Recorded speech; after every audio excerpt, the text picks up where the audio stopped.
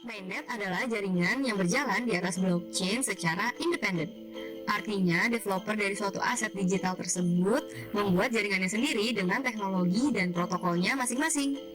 Sebagai contoh, aset digital yang sangat terkenal dan memiliki jaringannya sendiri adalah Bitcoin, Ethereum, Solana, dan masih banyak lagi. Oke teman-teman, sesuai dengan tadi video di awal cuplikan saya ambil dari Indodax Academy teman-teman ya. Betul bahwa memang Pi Network ini belum bisa open mainnet ya. Kalian bisa lihat sendiri ya bahwa mainnet itu adalah jaringan di atas blockchain ya, jaringan tersendiri gitu ya, di atas blockchain yang memang dibuat oleh developer dari Pi Network sendiri. Jadi jelas teman-teman bahwa memang Pi Network ini kalau boleh dibilang nih nanti jaringannya tidak numpang ke jaringan lain gitu ya, tapi akan mempunyai jaringan di atas blockchain, jaringan sendiri, developer sendiri, firewall sendiri ya. Jadi jelas menurut saya ini banyak keunggulan ya, boleh dibilang kita ini akan bersaing atau mungkin akan melampaui kepopuleran Bitcoin ya, Bitcoin, Ethereum gitu kan, yang memang sudah terlebih dahulu mempunyai mainnet, yaitu mempunyai jaringan di atas blockchain sendiri ya. Jadi jaringannya tersendiri teman-teman ya.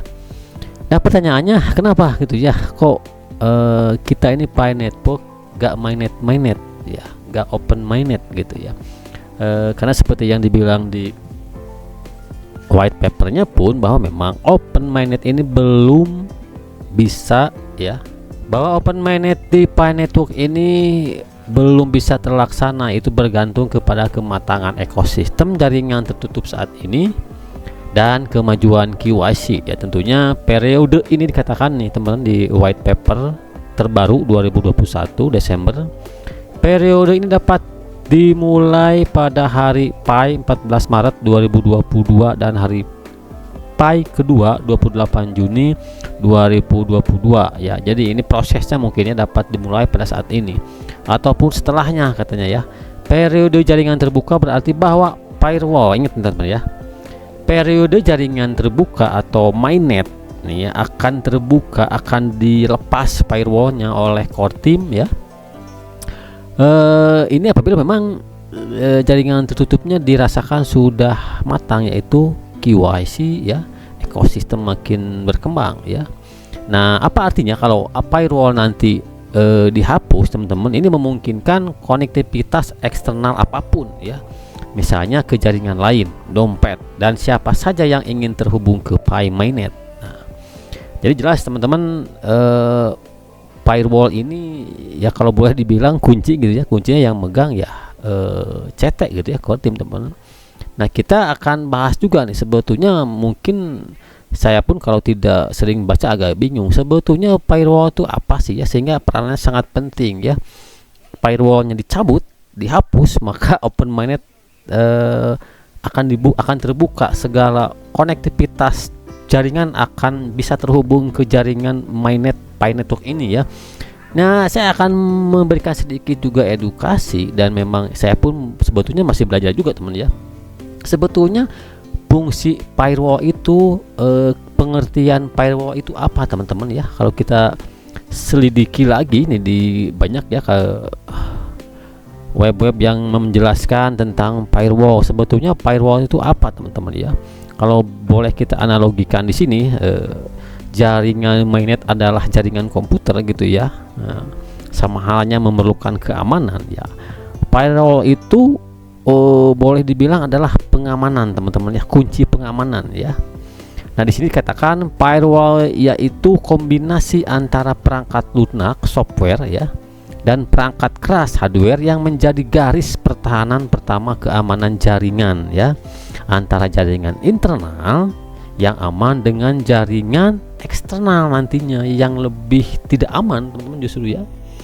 Makanya ini pertahanan, garis pertahanan pertama ya, firewall itu ya, untuk memasuki open mainnet. Karena kalau firewall sudah dihapus ini oleh developer, oleh CT, otomatis segala macam interaksi itu tidak akan terbendung dan tidak akan ada yang bisa mengontrol teman, karena sudah di open mainnet ya, sudah berjalan di blockchain jaringan mainnet kita itu sudah berjalan di blockchain tanpa ada, kalau boleh dibilang, kontrol gitu ya. Semua sudah dilepas secara penuh, secara desentralisasi teman-teman ya. Makanya kalau boleh kita telisik lagi di sini, manfaat firewall itu ada berbagai macam teman-teman ya. Kalau kita boleh analogikan jaringan mainnet Pi Network ini jaringan sebuah komputer gitu ya. Ini manfaat firewall tentu boleh dibilang sama persis ya itu teman ya. Itu satu, mengatur lalu lintas jaringan tentu, karena kan sebelum firewallnya dihapus oleh CT, oleh developer Pi Network, tentunya lalu lintas transaksi itu sangat dibatasi, hanya hal-hal yang boleh diperbolehkan oleh CT ya. Mencatat lalu lintas jaringan ya, mencatat lalu lintas jaringan, mengatur autentikasi ya, akses data teman-teman ya. Jadi tidak semua konektivitas bisa terhubung karena memang firewallnya belum dihapus oleh core team ya, memblokir lalu lintas yang tidak aman, jelas. Jadi sebelum firewall dihapus oleh core team, sebetulnya jaringan mainnet kita ini fungsinya untuk mengamankan supaya mungkin saja akun-akun kita nanti teman-teman tidak mudah untuk mungkin diakal-akali ya oleh hacker-hacker mungkin ya teman-teman ya.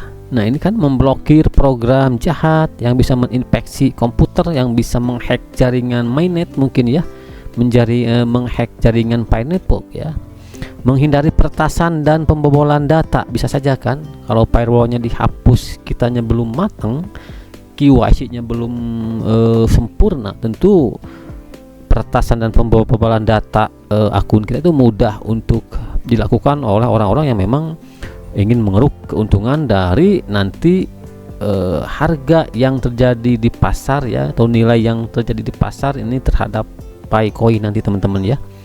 Melindungi informasi pribadi dari pengguna tidak sah ya, menjaga keamanan jaringan internal teman-teman ya. Firewall ini dikatakan salah satu garis pertahanan pertama sebelum open mainnet ya. Makanya di salah satu faktor ya akan suksesnya, akan dibukanya firewall oleh core team ya, itu tadi kematangan di enclosed mainnet, salah satunya KYC teman-teman. Itu keamanan data akun kita ya harus betul-betul sangat ketat teman-teman ya, karena ya itu setelah firewall dibuka ya, proses pengamanan pertamanya nih si mainnet Pi Network ini dibuka, tentu pertahanan kedua adalah keamanan atau kevalidan, keabsahan akun Pi Network kita dengan cara proses KYC itu tadi teman-teman. Tapi makanya dengan ini jangan heran ya kalau memang kita proses KYC-nya kenapa kok lama banget gitu ya, karena kalau proses KYC-nya tidak betul-betul valid bahwa data kita itu sangat aman, nantinya satu akun, satu identitas, satu perangkat ya kemungkinan nanti kan setelah firewall-nya dibuka tidak akan ada yang bisa mengontrol ya keamanan dari mainnet kita, keamanan dari akun kita teman-teman, walaupun mungkin saja itu berjalan di atas blockchain ya teman-teman. Jadi intinya memang firewall ini akan dihapus oleh developer, yaitu core team, yaitu Dr. Nicholas Kokalis dan CS gitu ya.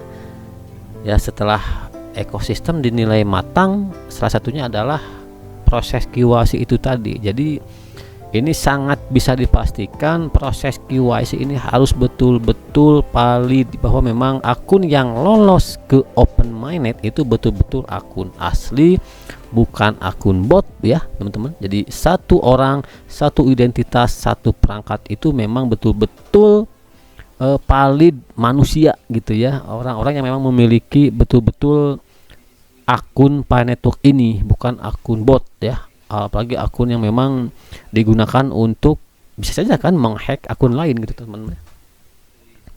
Oke, itu aja informasinya, mudah-mudahan sedikit bermanfaat, dan jangan lupa terus semangat klik petir, juga dukung channel ini dengan cara subscribe, like, komen, dan share. Terima kasih. Salam petir, salam pionir.